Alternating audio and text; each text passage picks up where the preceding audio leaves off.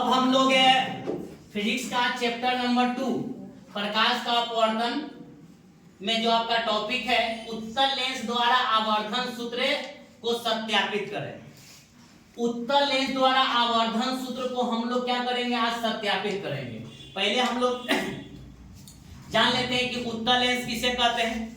तो उत्तल लेंस किनारे की अपेक्षा किनारे में पतला होता है और बीच का जो भाग होता है ना बेटा, वो होता है आपका क्या, मोटा। क्या होता है, मोटा। आवर्धन किसे कहते हैं, प्रतिबिंब की ऊंचाई और वस्तु की ऊंचाई के अनुपात को क्या कहते हैं, आवर्धन। क्या कहते हैं, आवर्धन। अब आवर्धन बराबर आपका फॉर्मूला जो है तो सिद्ध करें कि m बराबर में h2 बटा में h1 देता है कभी कदम, या तो h डैश बटा में h या v बटा में u। एक माइनस v बटा u होता है, वो तो आपका दर्पण में पढ़ना है, वो आपका लेंस में नहीं पढ़ना है। यही इसी के बारे में आज हम लोग उत्तल लेंस द्वारा आवर्धन सूत्र को सत्यापित करेंगे, यानी कि हम लोग सिद्ध करेंगे कि m बराबर में h2 by h1 तो बलवा क्या करेंगे या h डैश by h या v बटा में क्या u, ये सिद्ध करेंगे। एक पर एक गधा है यार, माने बढ़िया। देखो इधर ये आपका फिगर है, फिगर में आप ध्यान दिया जाए तो AP जो है वस्तु की ऊंचाई, A डैश और P डैश प्रतिबिंब की ऊंचाई, F फोकस दूरी, O ध्रुव, PQ आपतित किरण, Q आपतन बिंदु, MO और N उत्तल लेंस। उसी के बारे में चर्चा सुनिए।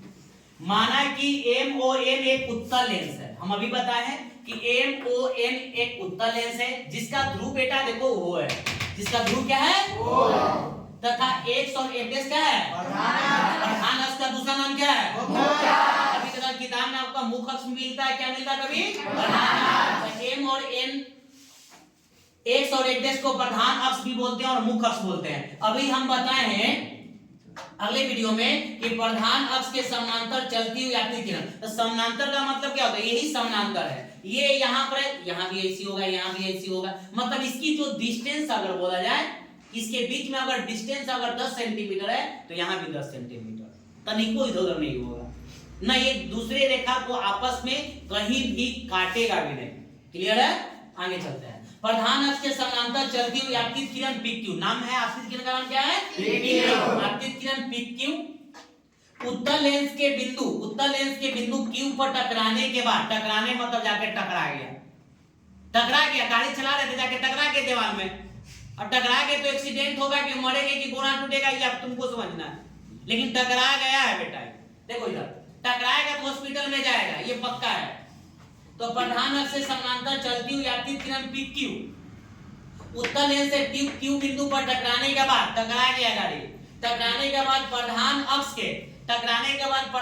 के एक बिंदु को काटती हुई QR दिशा में परिवर्तित हो जाती है। मतलब जैसे ही प्रधान अक्ष से समानांतर जो रेखा गया PQ वो उत्तल लेंस के Q बिंदु से टकराया, और टकराने के बाद बताए थे कि कोई भी लेंस में या तो दर्पण में प्रधान अक्ष के समानांतर जाएगा, उत्तल दर्पण हो या तो लेंस हो, टकराएगा तो फोकस को जरूर काटेगा। जैसे ही फोकस को काटा तो वह QR के दिशा में परिवर्तित हो गया। देखिए QR एक को ही काट दिया, जो आपका PQ जो आपतित किरण था प्रधान अक्ष से समानांतर जो था, टकराया तो एक को काट दिया, QR दिशा में चला गया।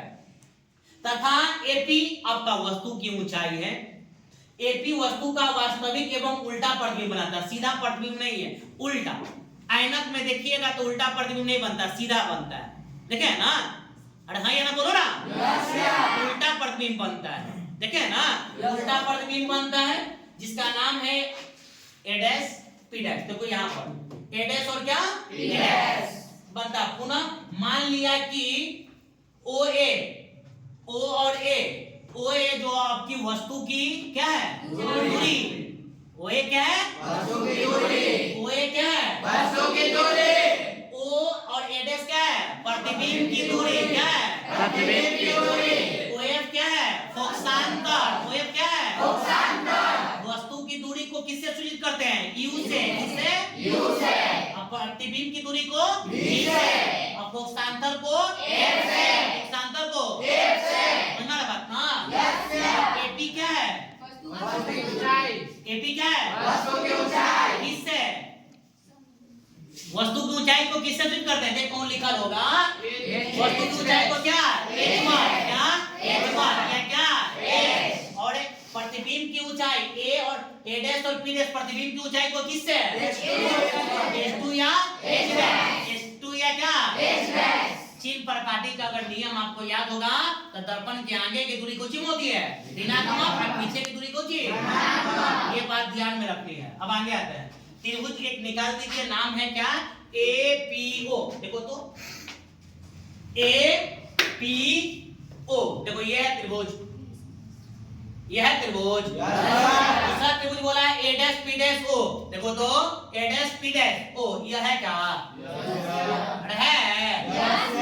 दोनों त्रिभुज बेटा समरूप कर दिए। दोनों त्रिभुज क्या है? समरूप। इधर से लिए AP, इधर से क्या हो जाएगा? A डैश P डैश, इधर से लिए क्या? OA, इधर से क्या लेंगे? OA dash. कोई दिक्कत है? चिन्ह प्रकाटी का नियम क्या लिखल है? AP, वस्तु की ऊंचाई हमेशा प्लस में होता है, तो h लिख दिए। फिर आपका क्या है? A dash P dash, A dash P dash क्या है? प्रतिबिंब की ऊंचाई क्या है? माइनस में कर दिए, है ना? बोलो ना। आगे आते क्या लिखल है? OA, देखो इधर OA है, OA है, OA। इधर के दूरी जो भी होता है वो किस में होता है? माइनस में। इधर का दूरी किस में? इधर OA है, वस्तु की दूरी है, तो माइनस यू है, OA डैश है, आपका प्लस में है। तुम्हारे दिमाग में वो बात होगा लेकिन आ नहीं रहा है, हमको नहीं पता है, नहीं आ रहा है। कहे नहीं आ रहा है? देखो यहाँ पर तुम पूछेगा कि ये सर जी बताइए ना, A डैश और P डैश के मान प्रतिबिंब की ऊंचाई माइनस में क्यों लिखे? क्यों लिखे? यही मेन क्वेश्चन है। खाली देख लिया कि लिखा गया बस हो गया। क्यों लिखे भैया? इसका तर्क यहां से पता चलता है, जब प्रतिबिंब वास्तविक और जब उल्टा बनेगा ना, तब प्रतिबिंब का जो मान होगा ना, प्रतिबिंब की ऊंचाई वो माइनस में होगा। अगर यही काल्पनिक रहेगा तो कुछ में होगा, प्लस में। काल्पनिक रहेगा तो प्लस में, वास्तविक रहेगा तो माइनस में। ये बात को ध्यान रखना। क्लियर? देखो ये माइनस माइनस बढ़ेगा, क्या बचा? h1 बाय u बाय, इसको उलट दिए हैं, h2 ऊपर h1 नीचे कर दिए, इसको उलटेंगे ही बटा आवर्धन की किससे? परिभाषा से। आवर्धन की क्या परिभाषा से? आवर्धन क्या कहता है? प्रतिबिंब की ऊंचाई बटा में वस्तु की ऊंचाई के अनुपात को क्या कहते हैं? आवर्धन। प्रतिबिंब की ऊंचाई बटा में वस्तु की ऊंचाई के अनुपात को क्या कहते हैं? आवर्धन। प्रतिबिंब की ऊंचाई ऊपर ले लिए, वस्तु की ऊंचाई ले लिए, उसी के अनुपात को क्या कहते हैं? आवर्धन। क्या कहते हैं? आवर्धन। इसको समीकरण फर्स्ट माने थे, समीकरण फर्स्ट है। H2 बटा में H1 का वैल्यू m हो गया, v बाय